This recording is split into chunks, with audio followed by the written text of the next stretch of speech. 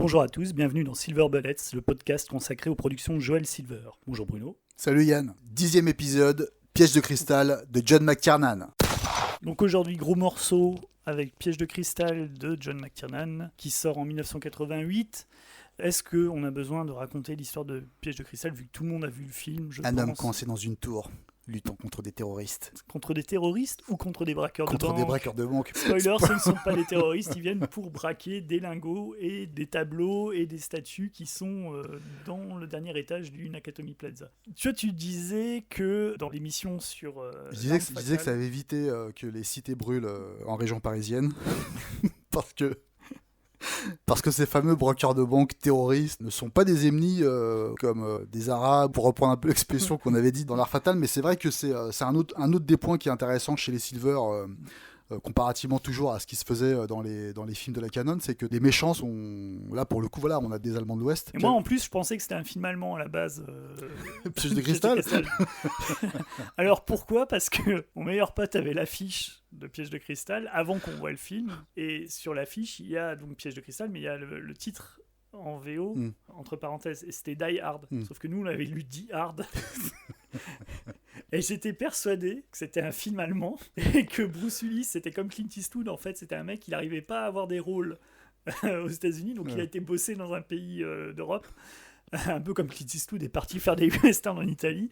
Et je me suis dit, en voyant le film, je me suis dit, putain, ils sont vachement forts les Allemands, ils sont même plus forts que les Américains pour faire des films d'action. Et j'étais persuadé qu'à part Bruce Willis, en fait, tout le reste du casting était des faux Américains, comme il y avait des faux Américains dans les westerns spaghetti. Non, blague à part, non, c'est vrai que ça faisait... c'était assez peu commun, en fait, d'avoir ce genre de méchant... Le film, et de toute façon, il sort du lot. Alors pourquoi est-ce qu'il a été aussi imité pendant au moins une bonne dizaine d'années, voire 15 ans ? Parce que tous les films d'action qui ont suivi ont essayé de reprendre des extraits ou carrément même la structure de Piège de cristal. Qu'est-ce qui fait en fait qu'à l'époque ça s'est distingué et ça a autant marché, et qu'est-ce qui fait que ça fonctionne encore aujourd'hui ? Est-ce qu'on n'a déjà pas un début de réponse en voyant que le film lui met en scène un type d'héros peu en vogue à la fin des années 80, qui voyait tous les Schwarzenegger, Stallone, Chuck Norris envahir les écrans, et tout d'un coup t'as un type, un flic, tout ce qui est quasiment plus normal, propulsé dans un film d'action qui bombarde à tout va, quoi. Mais qu'est-ce qui le distingue par exemple de Martin Riggs ? Parce que Martin Riggs c'est pareil. Ouais, sauf que L'Arme Fatale est quand même plus identifié dans le registre du film policier que ne l'est Piège de cristal. Tu surfes pas du tout sur les mêmes tendances, quoi. Moi, l'autre aspect que j'aime bien chez John McClane, qui le distingue en fait des héros d'action de l'époque, c'est en fait le bagou, c'est en fait le sens de la répartie. Pourtant, des héros à punchline, il y en avait pas mal aussi. Il y en avait pas mal. Mais en fait, c'est le fait que dans le film, dans Die Hard, les joutes verbales qu'il a avec Hans Gruber, avec son ennemi, et même la façon dont il vanne les mecs qu'il va flinguer ou qu'il croise lors de la prise d'otage, c'est aussi important en fait que les coups qu'il donne. Le réalisateur et les scénaristes ont vraiment mis au même point le fait qu'il doit prendre l'ascendant sur ses ennemis de façon physique, mais aussi de façon mentale, voire sur le côté de la vanne. En fait, il doit vraiment humilier ses adversaires. Avec ce personnage, et même le film, t'as déjà les prémices de ce qui va changer chez les personnages de films d'action, ne serait-ce que sur le plan psychologique. Tu sais, quand on a tenté de dresser en fait des personnages qui étaient beaucoup plus humains et qui pouvaient avoir une vie de famille, qui étaient épris de problèmes sentimentaux, de boulot, et là en fait tu retrouves tout ça qui est concentré dans le personnage de John McClane, et d'autant plus qu'en toile de fond, tu as quand même toute l'histoire sur les institutions qui sont dépeintes comme des gros nuls, en fait, que ce soit les flics, les yuppies. On a une belle démonstration de négociation par un type qui pourrait être au gouvernement aujourd'hui. La télé, en fait, tout y passe. Et t'as toute une petite communauté, en fait. Tous les personnages secondaires sont aussi importants, et même les personnages que tu ne vois que dans une scène, comme par exemple la bonne des McClane, que tu ne vois que dans une séquence. En fait, en quelques plans, t'as des personnages comme ça où tu comprends non seulement leur caractère, mais tu comprends aussi toute l'histoire derrière ces personnages. L'arrivée des deux agents Johnson, la dynamique entre les deux agents du FBI, tu la comprends, en fait, dans tous les petits moments où tu les vois, en fait. T'as l'impression, en fait, pourtant leur présence, elle doit être... si tu mets bout à bout la présence des deux agents du FBI dans le film, ça doit pas dépasser 5 minutes.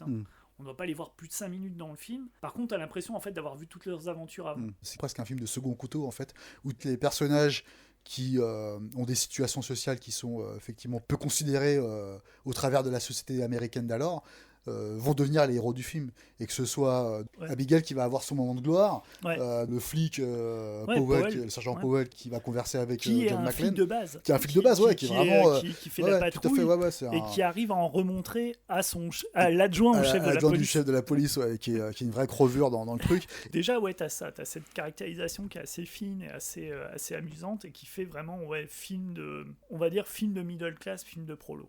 Qui est super sympa à revoir. En fait, qui fait que toute la course-poursuite et toutes les scènes d'action qui peuvent paraître un peu balourdes, même si on aime ça dans d'autres films d'action, où en fait le côté un peu macho peut des fois être un peu de mauvais goût, ou en tout cas être un peu lourdingue sur les bords, ici...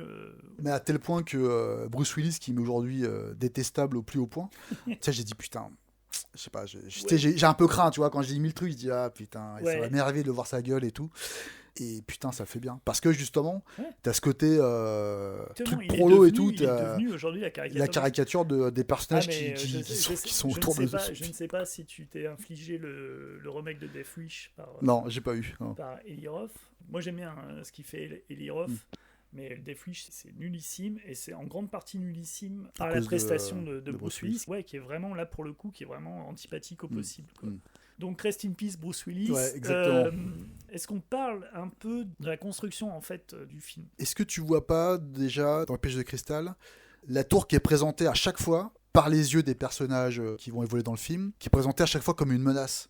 Il y a ce fameux moment où justement Bruce Willis donc va rejoindre sa femme dans la tour, et en fait il est dans le taxi et il voit la tour au loin. Il y a déjà ce truc là. T'as le sergent Powell quand ils vont c'est un des meilleurs plans du film, qui sort, et en fait il regarde et tu vois juste des feux d'artifice, comme des feux d'artifice, des espèces de lumière. C'est trop bien.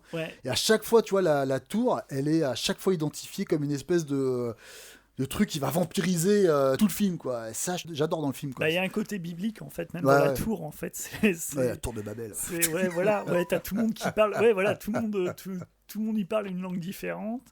Et puis ça va exploser parce que c'est Sodome et Gomorrhe, Los Angeles. C'est bien ce qu'il dit quand il arrive de New York à Los Angeles. Les mœurs sont dissolues. Dans la tour, il y a des couples qui baisent. Il y a un mec qui sniffe un rail de coke. En fait, dès qu'ils sont derrière dès qu'ils passent derrière les portes de bureau, les employés, en fait, ils font la chouille et ils se laissent aller.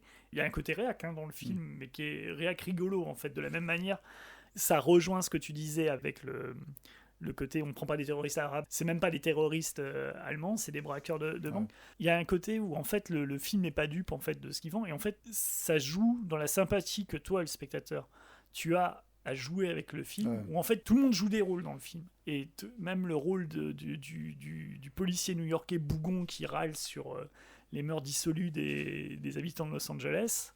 Mais lui, il est déjà totalement anachronique. Il est déjà, en fait, c'est d'ailleurs pour ça aussi que ça en a fait une telle création, qui tente pas de recopier des personnages qui ont déjà existé. Et d'ailleurs, même quand l'autre lui fait la référence sur John Wayne, il lui dit non, ma référence c'est Roy Rogers, quoi. Donc il regardise tellement ce personnage qu'il le rend populaire, en fait, à nos yeux, quoi. Ce qui est marrant, c'est que la dernière fois que je l'ai vu très peu de temps avant de m'être refait les deux premiers Indiana Jones, et notamment le Temple Maudit. Et quand tu vois en fait la façon dont Indiana Jones, en fait, dans le Temple Maudit, au fur et à mesure du film, perd ses attributs, c'est-à-dire perd le blouson en cuir qu'il porte pendant tout le film des aventuriers, et qui finit avec le torse nu, tu vois, la chemise déchirée en lambeaux, où ça fait très pulp, en fait, genre Doc Savage. T'as déjà une amorce de ce qui va être John McClane. Où en fait, pareil, il se retrouve en fait coincé dans le Temple Maudit, et il va au secours en fait des enfants qui sont pris en otage de la même manière que dans Nakatomi Plaza. Et l'éclairage en fait dans le Temple Maudit, la direction photo avec justement quand il joue en fait sur les corps en sueur en fait de Harrison Ford ou de Bruce Willis, et la lumière qui devient rouge. Avec les éclairages à contre-jour, la silhouette qui se découpe. Il y a pas mal de références, je trouve, en fait, dans la façon dont il dépeigne le héros et ses actions dans le Temple Maudit et le Piège de cristal. Est-ce qu'on parle un peu de la façon dont ils font arriver en fait les personnages ? D'abord John McClane, en fait, qui passe par le hall, qui monte en fait à l'étage. Tu passes dans le bureau de Holly, tu vois toute la salle de réception. T'as en fait déjà une présentation en fait de tous les lieux dans lesquels il va repasser. et à montrer un peu comment l'immeuble est conçu. En fait, le bâtiment peut s'autogérer, on a l'impression. On dirait une espèce de tour des films d'anticipation des années 70, là, tu sais. Ouais. D'ailleurs, c'est un truc que j'aime bien dans le film, c'est qu'ils n'ont pas tant ça que jouer sur l'aspect technologique de la tour. Ce qui rapproche encore plus de l'humain, en fait, le film, Oui, comparativement parce qu'un film nul aurait fait, passé tout le film à nous montrer les gadgets du. Et le film nul, c'est ce film avec Dwayne Johnson là où. Skyscraper. Exactement. Ah, je l'ai pas vu. Et dans ce film-là, justement, on nous repasse en revue toutes les possibilités technologiques de la tour. Et c'est ce qui évite complètement McTiernan avec Piège de cristal. D'ailleurs, le film Skyscraper, là, je crois qu'il a beaucoup plus en fait de points communs avec ce fameux script-là qu'avait écrit Steven de Souza, qui était supposé être la suite de Piège de cristal, et qui était en fait la suite de Commando, machin, que le Skyscraper se rapprocherait plutôt de Piège de cristal. C'est un truc qu'ils ont évité à juste titre en fait, parce que déjà que le film il en fait quand même beaucoup, entre le film de braquage, donc le film catastrophe, le film d'action, le truc un peu policier, que mine de rien t'as quand même une mini enquête qui se trame sur les talents de déduction du personnage sont utilisés en fait pendant tout le film. Il y a un aspect de McClane qui est intéressant aussi, c'est l'espèce de code moral qu'il a, parce que mine de rien c'est un personnage qui n'hésite pas en fait à tuer les braqueurs, à tuer les terroristes qui sont dans la tour. Pourtant t'as jamais l'impression en fait d'un personnage sanguinaire en fait. En fait, il a un code de l'honneur assez proche de ce que tu trouves dans les westerns. Le combat avec Carl est pas mal. Mais le combat avec Carl est quand même motivé par le fait qu'il a buté son frère. Exactement. Et que lui, en fait, cherche à se venger pendant tout le film. Quoi. Ouais. Donc, ça, jusqu'à la fin où il revient. Cette fameuse scène qui ressemble à celle de L'Arme Fatale. Oui, avec la zig d'Aliens. Exact. Et le flingue qui est en premier plan et l'autre qui tire. Et voilà. Est-ce que ça passerait encore aujourd'hui, cette fin ou le rachat de Powell d'avoir...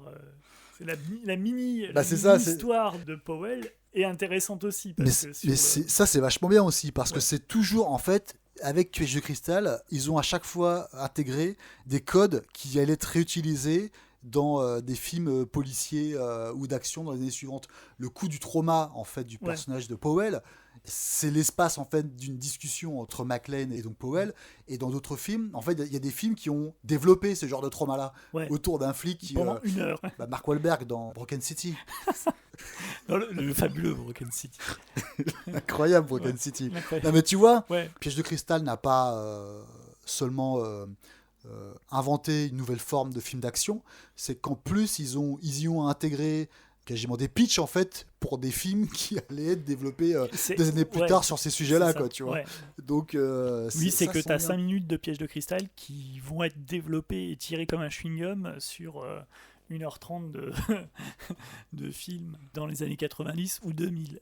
Ouais, sur cet aspect-là, en fait, de l'équilibre entre, on va dire, l'émotion, le trauma et l'action, bizarrement, c'était une des rares scènes. Quand j'étais gosse, donc avec mon pote, quand on regardait le film, c'est la seule scène sur laquelle on avait vraiment tiqué. C'était la scène où il est au talkie-walkie, il explique à Powell, tu comprends, j'aimerais revoir ma femme.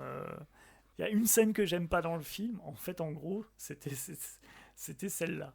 Mais c'est contrebalancé par quelque chose qui m'étonne à chaque fois que je revois le film et qui m'avait pas fait tilter quand je l'avais découvert, mais qui au fur et à mesure des visions me frappe toujours. Et c'est un des plans, un des passages que je préfère, c'est que à la fin, quand il sort de l'immeuble et qu'il voit Powell, il sait que c'est lui. Alors qu'en fait, ils se sont jamais vus. Et la façon dont il t'amène cette séquence, franchement, je la trouve mortelle. Cette petite histoire-là de Powell et McClane, c'est assez fort parce que cette sous-intrigue n'arrive que vraiment à la fin du premier acte. C'est ce qu'on disait, c'est qu'en fait, je pense que le film tient autant la route aujourd'hui parce qu'en fait, t'as plusieurs petites histoires en fait qui sont créées dans... le film fait 2 heures. Ouais, 2 heures bien tassées, T'as l'impression que ça raconte des trucs, c'est la folie, quoi.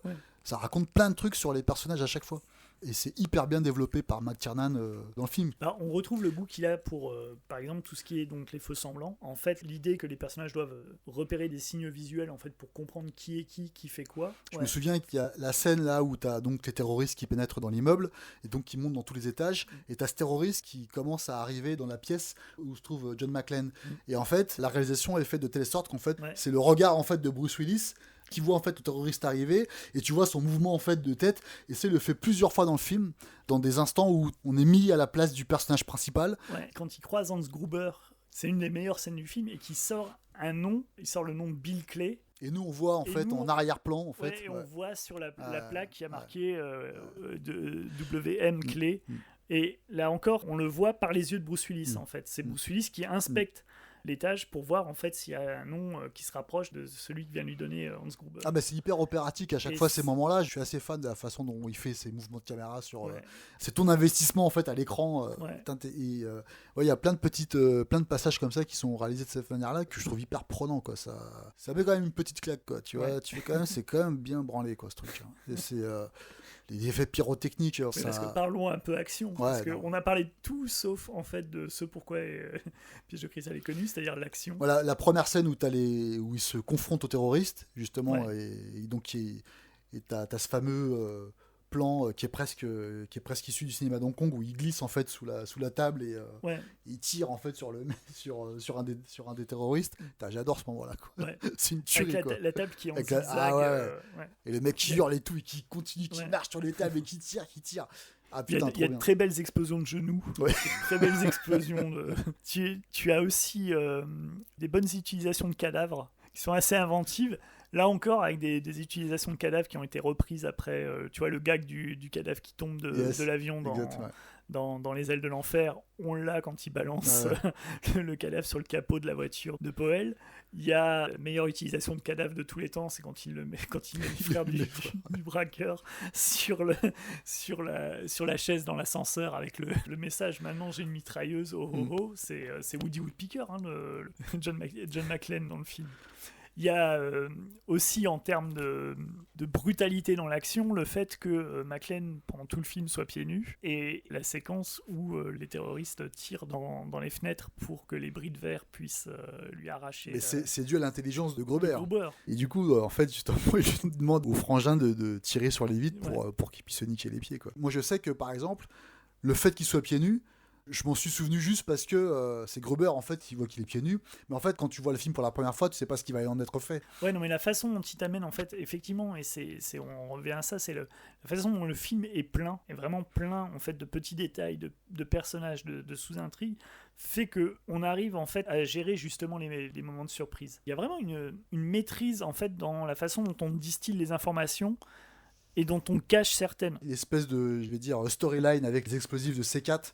Oui. Encore une mini-histoire autour de ça, et qui va permettre donc une des plus grosses explosions dans le film. Quoi, oui, tu comprends que les C4 devaient faire exploser le toit pour couvrir la fuite. Je trouve ça vachement bien, quoi. Ouais, c'est là encore ce qu'on disait par rapport à la storyline des deux agents du FBI, c'est qu'en fait, mis bout à bout, cette storyline-là, elle occupe que 5 minutes. Ouais, c'est ça. Ouais. Mais par contre, comme elle a été distillée, c'est ce qui fait que le film soit super rythmé. Hein. Ouais. Ça rend le truc. Ah oui, non mais ouais. Est-ce que c'est pas le film le plus symptomatique de la méthode Lawrence Gordon, Joel Silver le Whammo Chart. Est-ce que c'est pas ça? Je pense que c'est ça. Hein. Mais ouais. C'est le film qui syncrétise le Whammo Chart. Ouais. C'est leur chef-d'œuvre, c'est leur, on va dire, c'est leur chapelle Sixtine. Parce que c'est ça. Il se passe des trucs tout le temps, quoi. Ouais. En fait, il faudrait peut-être chronométrer les écarts entre les scènes d'action. Pour voir en fait à combien de temps les scènes d'action arrivent. L'équilibre justement entre le côté déconne et le côté sérieux dans le film fait que tu comprends que les producteurs, effectivement les réalisateurs sont pas dupes, mais en même temps tu tombes pas dans l'autoparodie qui pourrait être relou en fait. Non, parce que t'as le personnage de McClane qui solidifie tout ça. Par l'intermédiaire de ses problèmes, tu vois, et tout. Il personnifie complètement. Et ça, c'est effectivement, et c'est peut-être le détail par rapport aux autres films Silver de l'époque qui fait que ça ressort un peu. Je trouve que c'est un des rares où, en fait, tu vois, par exemple, dans Action Jackson, où on va faire Roadhouse dans quelques temps. Les films sont sympas à regarder. C'est Big Jim, les mecs aussi, c'est ça le truc. Les films sont sympas à regarder. Le plus gros problème, généralement, c'est le héros, en fait. C'était le problème qu'on avait eu avec Action Jackson. C'est le problème un peu qu'on avait... C'est le gros problème qu'on avait eu avec Les Rues de Feu. Et on va pas spoiler, mais je pense que ça va être un des problèmes qu'on va avoir avec Roadhouse. Mais McClane, il représente bien ça, en fait. Il représente bien le public qu'ils essaient d'atteindre. Parce que le public qu'ils essaient d'atteindre, pour le coup, quand t'as le début avec McClane et Abigail dans la bagnole, c'est ce dont on parlait. Quand on parlait de 48 heures, l'alliance entre Nick Nolte et Eddie Murphy, c'était les deux publics qu'ils essayaient d'avoir. C'est-à-dire le public tradi qui allait voir les films de Clint Eastwood ou de Burt Reynolds et le public plus jeune. Et avec Abigail et McLean, tu retrouves en 5 minutes en fait cette typologie en fait des publics qu'ils essaient d'atteindre. Est-ce qu'on parle des suites de Piège de cristal? On parlera de 58 minutes pour vivre quand on fera une émission spéciale Rémi Harlin avec les aventures de Ford Fairlane et 58 minutes pour vivre. On va pas parler des 4 et 5 parce que tout le monde s'en fout. J'ai jamais vu en plus. Ouais, voilà, donc comme ça résout le problème. Moi, j'ai vu la moitié du 4 et j'ai jamais vu le 5. J'ai vu 5 minutes du 5 dans un avion un jour et je me suis dit, tiens, je vais zapper sur autre chose. J'admets complètement que je me fous totalement des Die Hard 4 et 5. Par contre, on peut parler du Die Hard 3, Une journée en enfer, donc qui est le retour aux manettes de John McTiernan. Mais qui n'est pas produit par Silver. On va du coup quand même en parler. Comment est-ce que tu le situes, toi, par rapport à Piège de cristal? Est-ce que c'est déjà un film d'action que tu aimes bien, ou est-ce que c'est un film d'action auquel tu trouves des défauts? Est-ce que je peux dire que, hélas, pour moi, ce serait presque... je vais dire un truc, mais... Franchement, pour moi, c'est presque le 48 heures de plus de 48 heures. Okay. Je suis méchant. Pour moi, c'est un film qui manque cruellement de personnalité. En regard, ne serait-ce même que de 50 minutes pour vivre, tu vois, que je trouve même quasiment presque plus original qu'Une journée en enfer. Non, je te jure, franchement. Pour le coup, ce qu'on évoquait sur la façon dont ils avaient réussi à équilibrer ce côté cartoonesque dans Piège de cristal et avec un truc un peu plus réaliste, plus authentique, tout est perdu dans Une journée en enfer et tout est poussé dans cet aspect de dessin animé qui, moi, me déplaît quand je regarde le film, quoi. C'est pas un film que je déteste fondamentalement, hein, c'est pas ça, mais je trouve que pour moi, justement, ça correspond, quand je parle de 40 heures de plus, que j'aime aussi pourtant, tu vois, je trouve que justement ça correspond à des trucs où on réutilise des gimmicks scénaristiques qui avaient déjà été utilisés dans l'original, qu'on réemploie, qu'on essaye un petit peu de remoderniser dans des années qui ont vu en fait le film d'action commencer justement à lever le pied sur le plan de l'inventivité.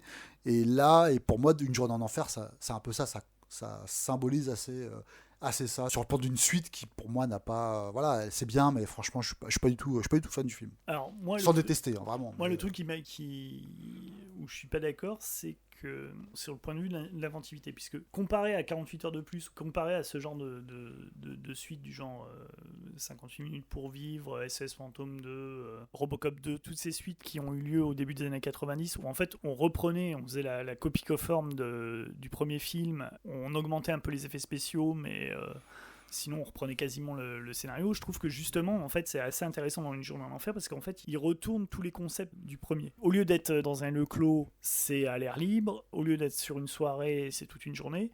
Au lieu d'être à la période de Noël, c'est en juillet. Au lieu d'être impliqué, en fait, il s'implique lui-même dans le complot des braqueurs, on va l'impliquer directement. Voilà, au lieu d'être à Los Angeles, on est à New York, quoi. Et moi, j'adore le côté captation de New York et captation de la ville. Alors, justement, d'ailleurs, il y a aussi un autre aspect que je trouve qu'on est en total déséquilibre par rapport à Piège de cristal.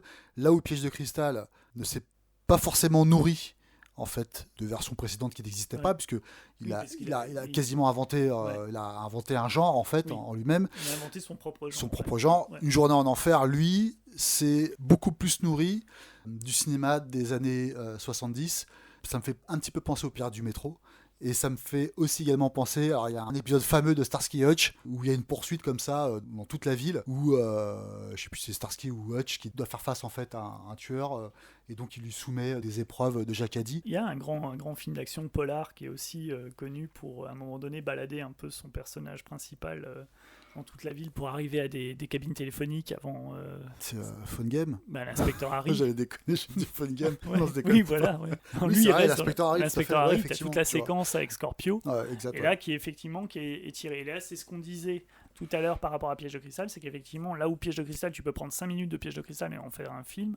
Là, ils ont pris 5 minutes de l'inspecteur Harry, ils ont fait un film. Moi, je suis assez fan d'Une journée en enfer, mais à comparer les deux et à les voir bout à bout, il y a un aspect d'Une journée en enfer que je trouve moins réussi que Piège de cristal et qui fait que je préfère le premier, c'est effectivement l'équilibre entre la déconne et le sérieux, où dans Une journée en enfer, on a beaucoup mis en fait sur les suites le fait que le personnage de John McClane devenait une caricature de lui-même en devenant trop invincible et en faisant n'importe quoi.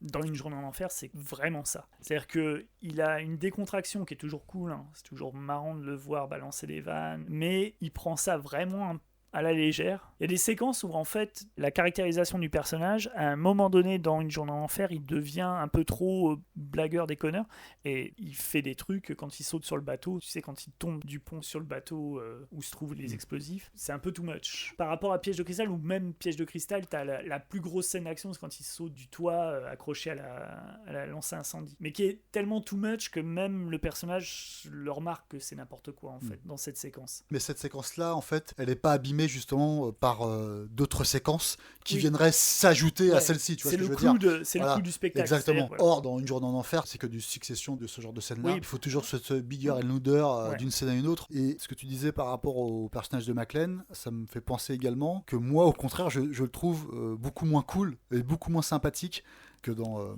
le Piège de cristal, ou ne serait-ce même que 58 minutes pour vivre. Est-ce que c'est parce que tu apprends qu'il a tabassé Rodney King Alors il y a des trucs comme ça, en fait, tu as des punchlines un peu comme ça qui sont un peu douteuses à mon sens, à l'époque où est sorti le film, mais je trouve que c'est...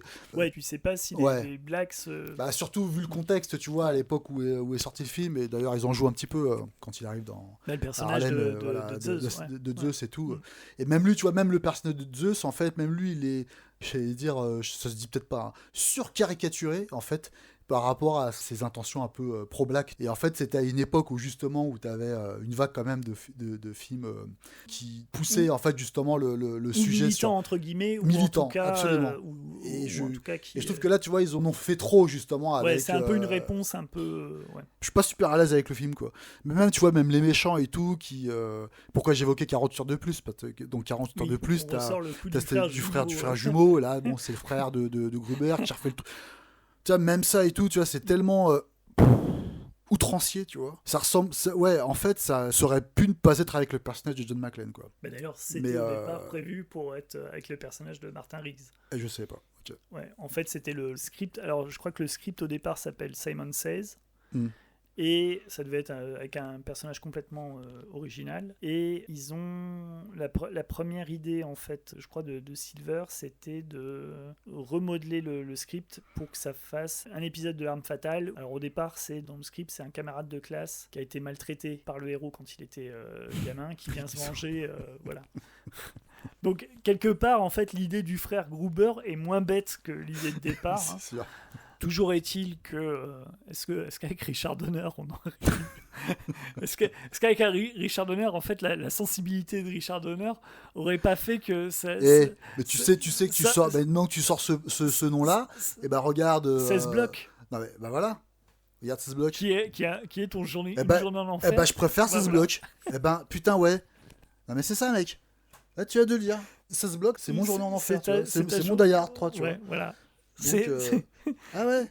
Moi je conseille 16 blocs. Toi tu conseilles Die Hard, 58 minutes pour vivre, 16 blocs. Non, moi, Une journée en enfer. Ce qui m'impressionne en fait, moi, dans le film, c'est le film qui ne s'arrête pas. C'est-à-dire que dès la première séquence, c'est une séquence d'action. Contrairement à Piège de cristal, où en fait, il y a le temps de poser toutes les bases avant que les braqueurs n'arrivent et que la prise d'otage commence. Dans Une journée en enfer, tu commences cash avec une explosion. La séquence suivante, il s'appelle McClane, et c'est parti quoi. En fait, t'es déjà mis en tension dès les premières séquences. Et l'autre truc que j'aime beaucoup, c'est, je pense que ça marcherait pas si t'avais pas toute la description de l'infrastructure de New York. Là, pour le coup, t'as quelque chose qui est différent de Piège de cristal, où toutes les institutions étaient, comme tu te disais, caricaturées. T'as pas ça dans Une journée en enfer, parce qu'en fait, tu te concentres sur les agents de terrain. C'est-à-dire, tu te concentres sur les flics de terrain, tu te concentres sur les routiers, tu te concentres sur les mecs de la voirie. Il y a un côté très new-yorkais dans le film. On voit que McTiernan vient de là. Et ça, c'est quelque chose que j'adore et qui est au cœur du film. Après, c'est pas faux non plus que le fait d'être à l'air libre, même si j'adore la façon dont il capte New York, rend l'atmosphère moins palpable que quand t'es dans le Nakatomi Plaza. Est-ce que t'as un dernier mot sur Piège de cristal? Kaboum, badaboum. C'est pas aussi bien que 16 blocs, c'est ça? Non, je crois que c'est vraiment le film symbole du cinéma d'action de la fin des années 80 et des années à venir, pour le meilleur et pour le pire en fait. Et surtout parfois pour le pire. J'arrive même pas à le catégoriser, quoi. Tu vois, on parle de film d'action, mais ça invoque tellement de genres à la fois qui sont transformés en un nouveau en fait. J'adore pour ça, et ça faisait des années que je l'avais pas revu, donc quand je l'ai revu il y a un mois là... Non, vraiment, je te dis, Les étoiles plein les yeux. Ah ouais, c'était vraiment bien, quoi. C'était vraiment, vraiment très, très bien, quoi. Est-ce que tu auras encore des étoiles plein les yeux pour la prochaine émission? Qu'est-ce que c'est? Puisqu'on aura Roadhouse. Ah Patrick Swayze en jean serré. Ouais, un film moule burn. Bah écoute, ça va être l'occasion de le revoir. Ce qu'on peut demander à tous les auditeurs, c'est de regarder Broadhouse avant d'écouter la prochaine émission. Comme ça, on sera tous au même niveau. On aura tous redécouvert un film culte de 89. Donc, la semaine prochaine, Roadhouse de Roddy Harrington, le réalisateur d'action préféré de Stanley Kubrick, puisqu'il était fan de Piège en eau trouble. Ce n'est pas une blague. Il était déjà malade. Il était déjà malade. Allez, salut à tous. Salut.